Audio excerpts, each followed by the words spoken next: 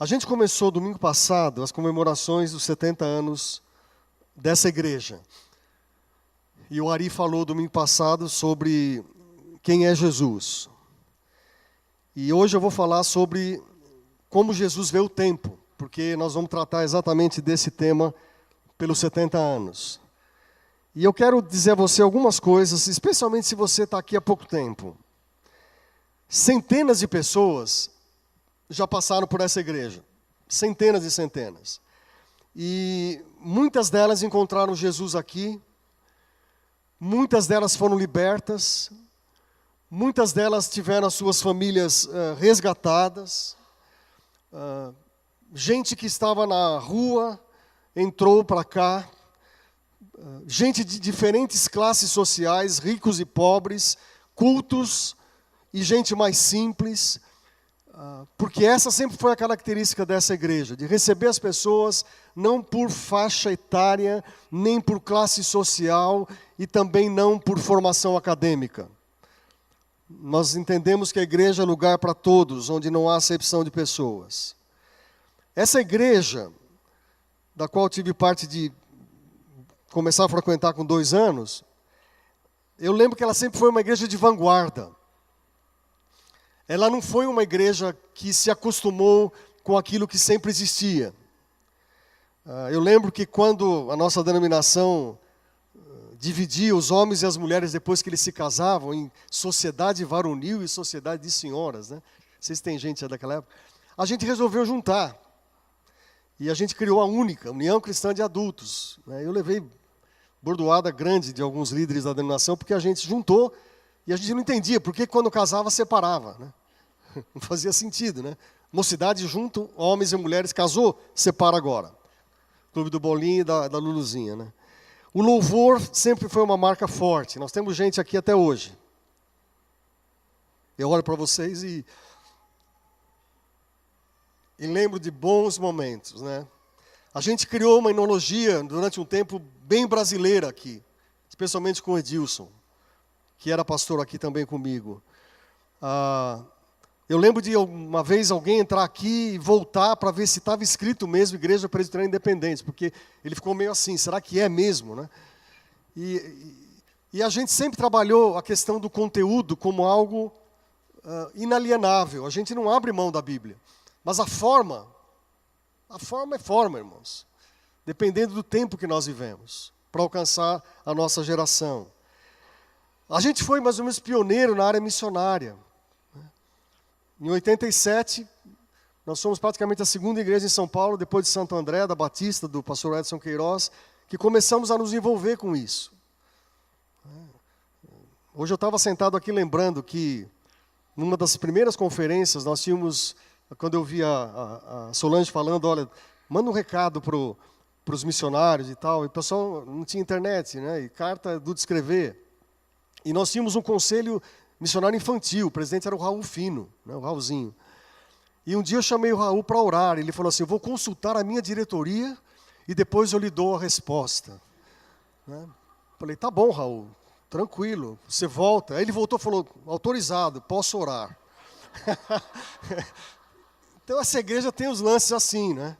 E aí um dia eles vieram tudo com roupa de correio, tudo vestido de correio. Aí eles ficaram lá na porta, ninguém sabia. Quando o povo saiu, eles cercaram o povo. Falou, vai escrever aqui uma carta, uma palavra para o missionário. Os baixinhos estavam tudo lá de papel e caneta na mão, né? Eu lembro bem disso. E teve gente que veio antes disso e que pagou um alto preço, né, para essa igreja estar aqui hoje. E a gente sempre lutou para ficar longe do tradicionalismo, mas sempre junto da tradição do Evangelho. Tem gente que não consegue juntar essas coisas, mas dá para fazer. Dá para fazer. Eu fui testemunho de muitas lutas, né? Eu lembro que na minha época de mocidade, o governo militar estava forte no Brasil e a mocidade foi fechada, literalmente aqui. Nós não podíamos nos reunir. Né? A gente não podia escrever nada, boletim, nada. A gente ficou totalmente calado aqui. Nós não tínhamos nem vez e nem voz. Eu lembro do meu pai, que que era presbítero aqui, e às vezes eu via ele muito triste em casa. E eu perguntava para ele, o que aconteceu? Ele falou, problemas na igreja. Então a gente teve momentos também bem difíceis, né? Nós fomos alvo de várias teologias que chegaram aqui na década de 80 e 90, novidades, né? E o pessoal começou a correr atrás de várias coisas. E graças a Deus hoje eles são líderes em muitos lugares, eu agradeço a Deus por isso, né? São líderes fortes, Deus sabe o caminho, né, de cada um, mas a gente investiu em pessoas que hoje estão na liderança de igrejas, de missões, isso faz parte da igreja. Agora, conviver como igreja, irmãos, não é fácil, tem aquela frase que a gente sempre escuta, né, viver com os santos nos céus, ó que glória, mas viver com os santos na terra é uma outra história, né? É complicado, não é tão fácil assim, porque nós somos humanos e nós temos as nossas limitações. Agora, o que é o tempo? O que é o tempo? Uma vez perguntaram para Galileu Galilei, quantos anos tens? E ele com as barbas brancas disse 8 ou 10. Aí o cara perguntou para ele assim, mas... meu irmão, você está com cabelo branco, né? Apesar que isso não quer dizer, né, tanta coisa. Mas aí ele disse o seguinte, na verdade, os anos que me restam de vida são esses, ou 8 ou 10. Então o que é o tempo? É o que já foi, o que vai ser. Quando a gente pergunta quantos anos você tem, são os anos que lhe restam, ou são os anos que você já completou? O que eu vou falar hoje para você... lembrando o aniversário da nossa igreja, são 3 passagens de Jesus que falam sobre o tempo. E eu quero então que você vá comigo primeiro para Lucas capítulo 5, versículo 33. Dá uma olhada aí, como eu falo sempre, se tem alguém aí sem a Bíblia ou sem o smartphone aí, sem a Bíblia, para você ajudar, né? Diz assim, Lucas 5,33, eles disseram, os discípulos de João jejuam e oram frequentemente, bem como os discípulos dos fariseus, mas os teus vivem comendo e bebendo. Jesus respondeu, podem vocês fazer os convidados do noivo jejuar enquanto o noivo está com eles? Mas virão dias quando o noivo lhes será tirado, naqueles dias jejuarão.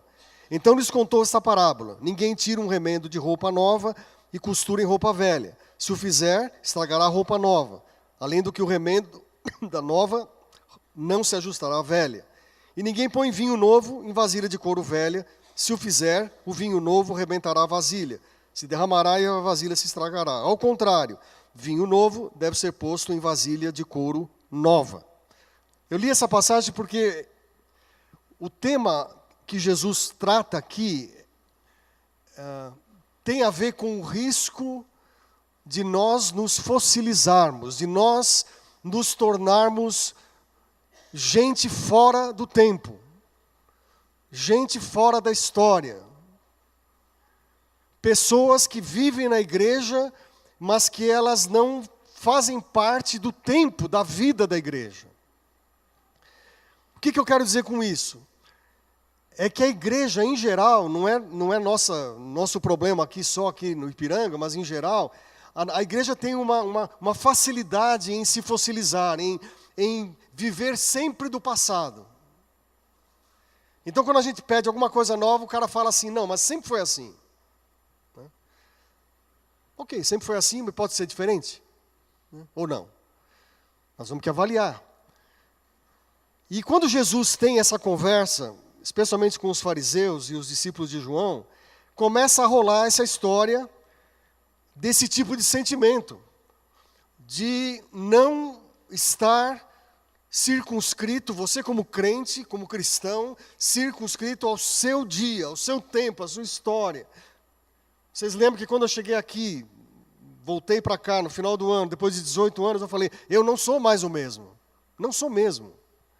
Vocês não são mais os mesmos. As pessoas que estão aqui não são mais as mesmas.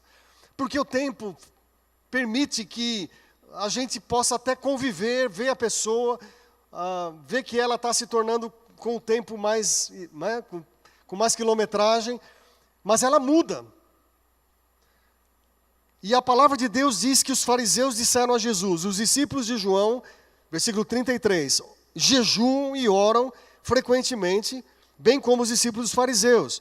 E veio um negócio interessante aqui. Mas os teus vivem o quê? Comendo e bebendo. Os caras gostavam de comer. Eles gostavam de beber, de estar juntos. É interessante que, quando eles fazem essa acusação a Jesus, vem à tona a lei que dizia, preste bem atenção nisso, que o jejum tinha que ser praticado no dia da expiação. Só que os discípulos de João e os fariseus praticavam em outras ocasiões. E os discípulos de Jesus eram de uma outra turminha. Era essa turma de Jesus aqui, e tinha a turma dos fariseus e dos discípulos de João. E aí começam a conversar e a haver divergências. Por quê? Porque eles oravam frequentemente, os discípulos de Jesus, mas eles não estavam debaixo da prescrição da lei. E se para a gente olhar para o versículo 33... parece que a alegria de estar com o noivo fazia com que eles orassem e orassem muito. Mas note, o jejum só teria sentido quando o noivo fosse tirado. Por que Jesus está contando essa história de uma forma tão clara e simples para nós? Porque o noivo estava com a noiva. E o noivo não tinha sido tirado ainda. Então não era hora de jejuar, era hora de festejar. Por isso que quando a gente fala sobre igreja, a gente tem que frisar muito isso da questão da espontaneidade, da alegria. Gente, a gente é solto, a gente é livre. Crente muitas vezes é mais travadão, né? Ele entra na igreja, né? E ele fala, bom, agora aqui... Irmãos, respeito é uma coisa que a gente exige aqui. Sem dúvida. Mas a liberdade, né, de você conversar, de você se expressar no louvor, de você dar um glória a Deus aí, um aleluia, sem nenhum problema, ou de ficar quieto. Você prefere ficar no recôndito da sua alma. Né? Você está adorando da mesma forma. Mas tem que haver alegria. A igreja não pode ser uma igreja fechada, travada.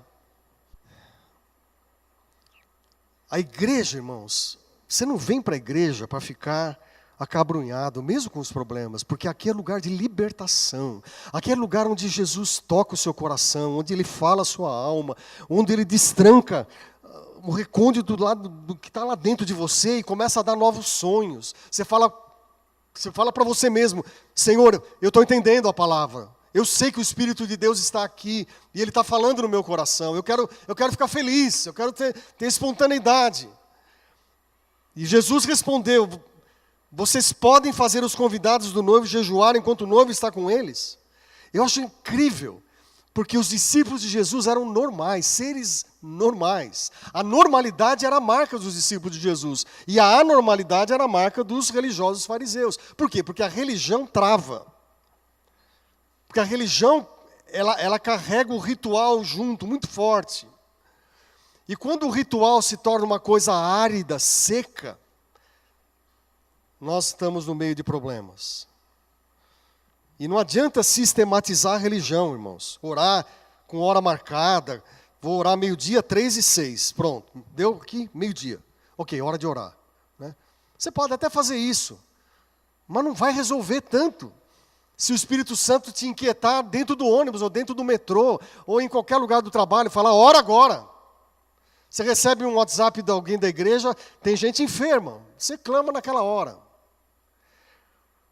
Então Jesus, ele se opõe a qualquer tipo de legalismo e ele usa o casamento, porque casamento é festa. Orar ciliana é festa. O casamento é barulho de talher, de gente conversando, né? De gente comungando, de se alegrando com os noivos. Isso é festa. Certo? E aí o que a gente quer compartilhar com você é que a gente não pode tirar isso dessa igreja. Em nome de Jesus. Nós temos que ter essa marca da alegria e da festa, como num casamento mesmo. Né? Eu tive um professor na Faculdade de Teologia Metodista Livre, onde eu comecei a estudar, que era ali no metrô Santa Cruz. Depois ele se tornou, eu considero a maior autoridade em eclesiologia do mundo, que é o Howard Snyder. Escreveu aquele livro Vinho Novo em Odres Novos. Coitado, não sabia falar português e dava uma aula difícil, ele ficava olhando assim para ver se acertava. E esse homem tinha uma profundidade enorme na área da igreja. E ele escreveu esse livro, ele diz assim: tentamos conservar o vinho novo do Evangelho em odres velhos, tradições fora de moda, filosofias obsoletas, instituições caducas, velhos hábitos. Porém, com o tempo, os odres velhos começam a amarrar o Evangelho e então eles devem ser rompidos. E o poder do Evangelho tem que ser liberado novamente. Aleluia por isso. O poder do Evangelho tem que ser liberado para que o vinho novo entre em vasilhas novas. Isso não importa se você está aqui há 70 anos, há 50 anos ou há um mês. Ok? Então, a primeira lição que Jesus fala sobre o tempo é que a gente tem que ter tempo de alegria e de festa. Né? A segunda lição, eu quero que você vá para Mateus capítulo 17. Mateus capítulo 17 e versículo 14. Diz assim, 17, 14. Quando chegaram onde estava a multidão, um homem aproximou-se de Jesus, ajoelhou-se diante dele e disse: Senhor, tem misericórdia do meu filho, ele tem ataques e está sofrendo muito. Muitas vezes cai no fogo e na água, ou na água. Eu o trouxe aos teus discípulos, mas eles não puderam curá-lo. E respondeu Jesus: ó geração incrédula e perversa, até quando estarei com vocês? Até quando terei que suportá-los? Tragam-me o menino. E Jesus repreendeu o demônio, ele saiu, daquele momento ele ficou curado. Então os discípulos aproximaram de Jesus e perguntaram: por que não conseguimos expulsá-lo? E ele respondeu: porque a fé que vocês têm é pequena. Eu lhes asseguro que se vocês tiverem fé do tamanho de um grão de mostarda, poderão dizer a esse monte: vá daqui para lá, e ele irá. Nada lhe será impossível. Vocês podem dizer amém para isso aqui? Amém? Amém fraco, irmão. Amém, irmãos? Amém. Isso aqui é verdade. Nós estamos diante de uma passagem em que Jesus quer ensinar para a igreja o seguinte: nós podemos vencer em tempos de superação, em tempos de crise. O que Jesus quer dizer para nós é que cada um aqui, sem exceção, passamos por vales. Alguns mais profundos, outros nem tanto. Alguns já passaram, outros estão no meio. O que Jesus está dizendo aqui é que o povo de Deus vive e precisa viver tempos de superação. E aí vocês veem a situação dos discípulos. Era uma complicação enorme, porque eles andaram com Jesus, viram Jesus fazer os milagres, perceberam o poder que em Cristo eles tinham, e quando eles vão orar por aquele menino e resistir e expulsar o espírito demoníaco, eles não conseguem. E eu posso ouvir o clamor daquele pai dizendo: Senhor, tem misericórdia. Quem é pai e quem é mãe sabe o que é isso. Se seu filho está passando por lutas, ele está num período complicado, ou ele está enfermo, e você clama a Deus e fala: Senhor, tem misericórdia do meu filho, ou da minha filha. E esse menino então tinha ataques, e ele se jogava na água, ele se jogava no fogo. E aí esse homem parece que chega a Jesus e diz assim: olha, esses que você está discipulando, não conseguiram. Havia um problema de superação. Né? E aí Jesus responde àqueles homens da mesma forma, tranquila, e diz: vocês são parte de uma geração incrédula. Irmãos, eu não sei se Jesus falaria isso hoje também para nós. Eu não sei. Porque se nós afirmamos, pelo menos retoricamente, que nós cremos no poder de Deus, que nós cremos que Jesus é o Messias de Deus, como vimos domingo passado, que Ele é poderoso para fazer infinitamente mais do que pedimos ou pensamos, muitas vezes nós temos que voltar a Jesus e dizer assim: não sei o que está acontecendo. O Dr. Martin Lloyd Jones, que foi pastor da Catedral de Westminster, durante anos, 42 ou 43 anos, ininterruptamente. Você sabe que vai para Londres, aquela é a catedral, né? Quando você vai visitar. E ele era o cara que subia lá no púlpito e pregava todas as manhãs de domingo, igreja lotada. E um dia ele pregou sobre isso. Ele falou, os discípulos não conseguiam. E a palavra do Dr. Lloyd Jones era, o diabo está trabalhando mais embaixo, e nós não estamos vendo. O diabo está trabalhando mais embaixo, ele falava para o povo dele lá na Inglaterra. E nós não estamos percebendo. E aquele homem, na verdade, ele estava sendo um profeta. Porque hoje a Inglaterra é um país pós-cristão. Um país que gerou, produziu, enviou missionários ao redor do mundo, inclusive o Brasil. Hoje está clamando, venham nos ajudar. Eu pregava numa igreja em Uberlândia, anos atrás, eu me lembro como hoje, havia alguns pastores da Inglaterra que estavam visitando aquele congresso, e no meio da mensagem eles começaram a chorar, pararam, vieram para frente, e eu tive que parar a mensagem, e aí nós sentamos, vieram pastores, nós nos ajoelhamos diante deles, e eles disseram, por favor, nós queremos ver esses sinais novamente no nosso país. Nós queremos ver o mover de Deus de novo no nosso país. É mais embaixo. E nós estamos, às vezes, meio assim, sabe, irmãos? Sem perceber. E Jesus afirma que a gente tem que viver tempos de superação através do nome do Senhor Jesus. Você se lembra que quando Jesus prega o Sermão do Monte, ele fala, por que você se preocupa com tantas coisas? Por quê? Se Deus veste assim a erva do campo, que hoje existe, amanhã é lançada ao fogo, não vestirá muito mais a vocês, homens de pequena fé. Mesma expressão. A gente vive hoje, portanto, e isso é uma lição para mim e para você, um tempo de impotência espiritual. Por algumas razões. Uma delas é porque a gente, às vezes, crê mesmo que a gente tem certas habilidades que nós estamos com a bola cheia. Né? Que a gente está... Né? A gente sabe fazer.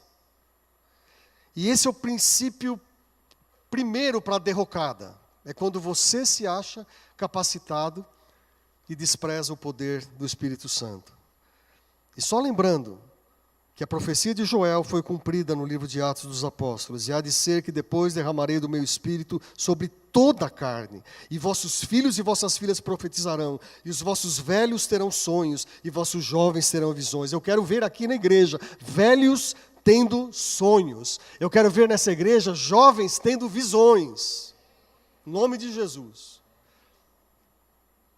É isso que a palavra diz, eu não estou colocando nem tirando nada. É que quando o Espírito é derramado, os velhos têm uma força tal que o Senhor renova. E eles começam a ter sonhos, dizendo, não, é possível. E os jovens, que você fala assim, ele vai ter que caminhar mais ainda. E aí Deus fala, negativo, porque eu vou dar visões para esses jovens. E eles vão crescer. E você vai olhar para eles e vai falar assim, olha, eles estão fazendo melhor do que nós. Então esse texto que fala sobre o tempo é que a gente é ensinado não só a ter tempos de alegria e espontaneidade, mas tempos de superação pelo poder do nome de Jesus. Essa frase, Senhor não vai dar, tem gente que faz melhor do que eu, essas questões assim começam a cair por terra quando você passa a depender do Senhor. E aí você tem que realmente colocar a vida na presença de Jesus. Eu quero falar só mais uma coisa, antes de nós terminarmos. Eu quero que você vá comigo para Mateus capítulo 24.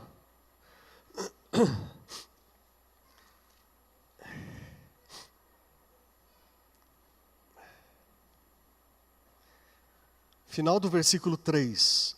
24, 3 de Mateus. Dize-nos quando acontecerão essas coisas.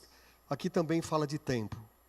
E qual será o sinal da tua vinda e do final dos tempos?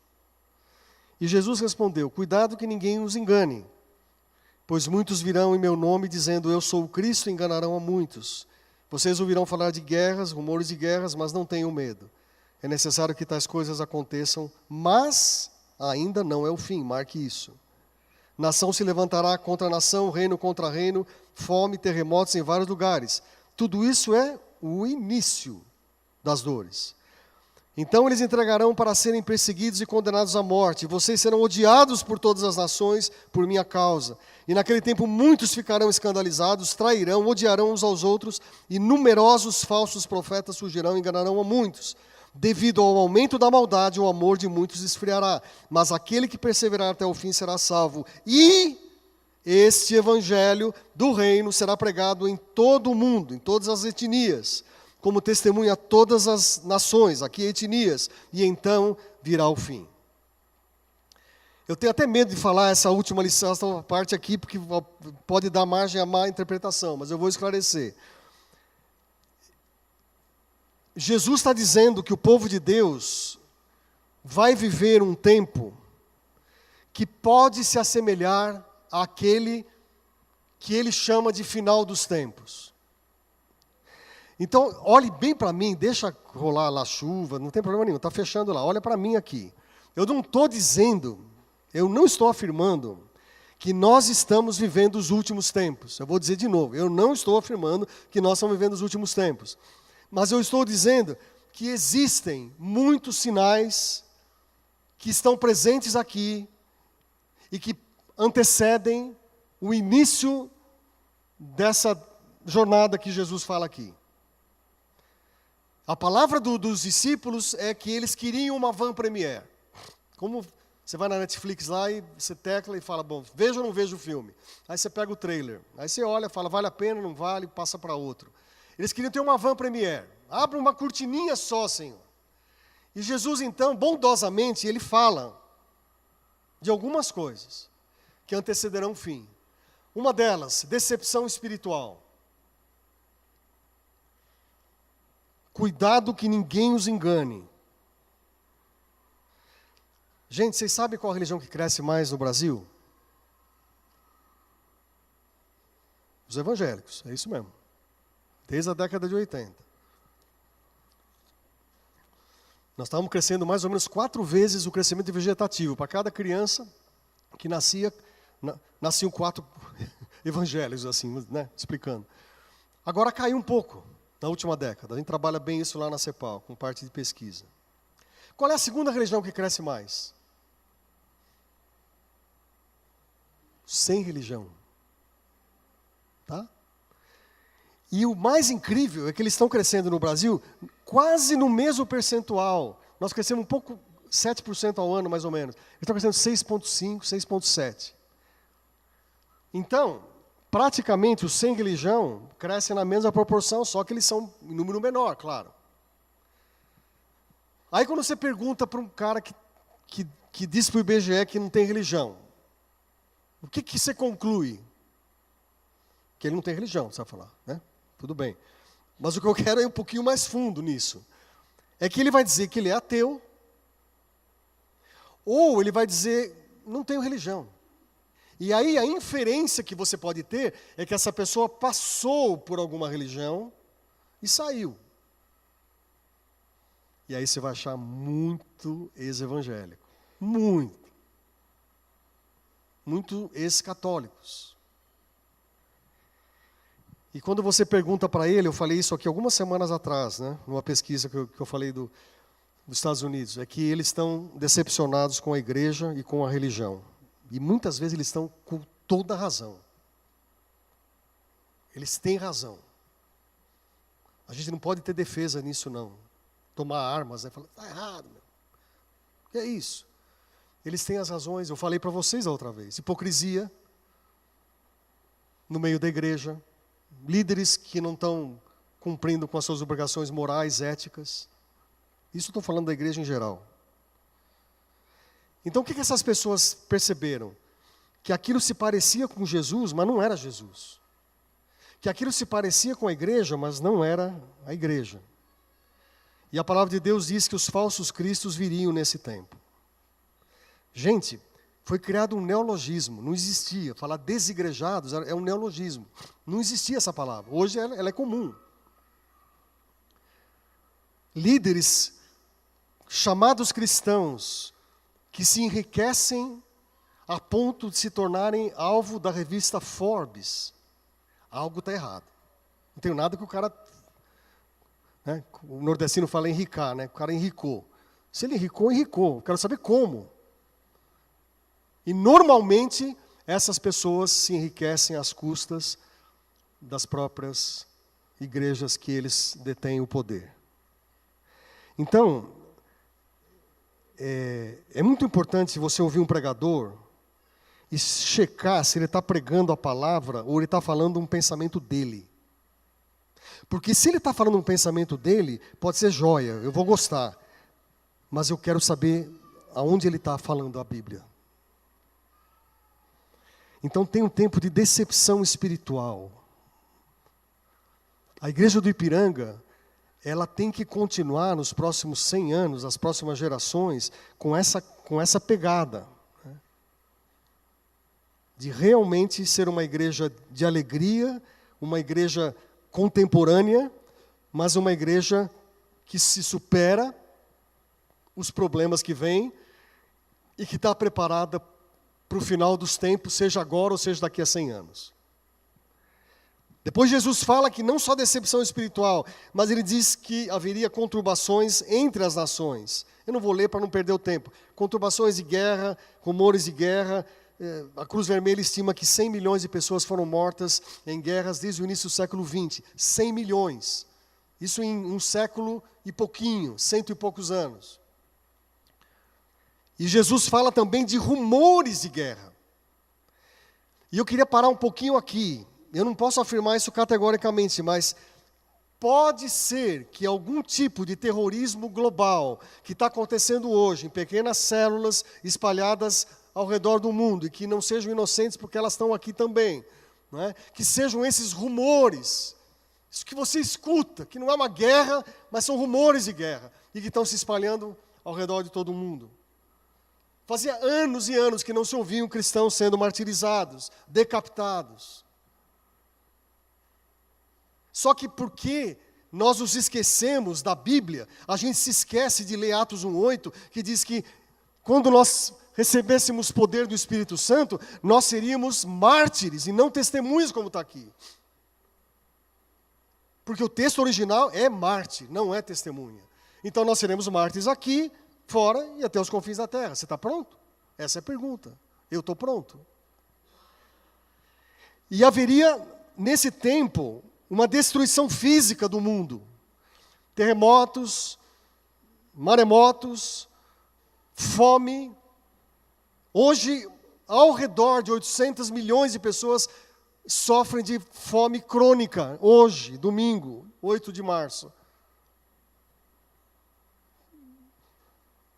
As conturbações cósmicas, vocês sabem, eu não quero falar porque vocês estão vendo a cada dia. Aí você vai dizer assim, então nós estamos chegando no fim. Não sei. O que eu sei é que Jesus fala sobre o tempo do fim.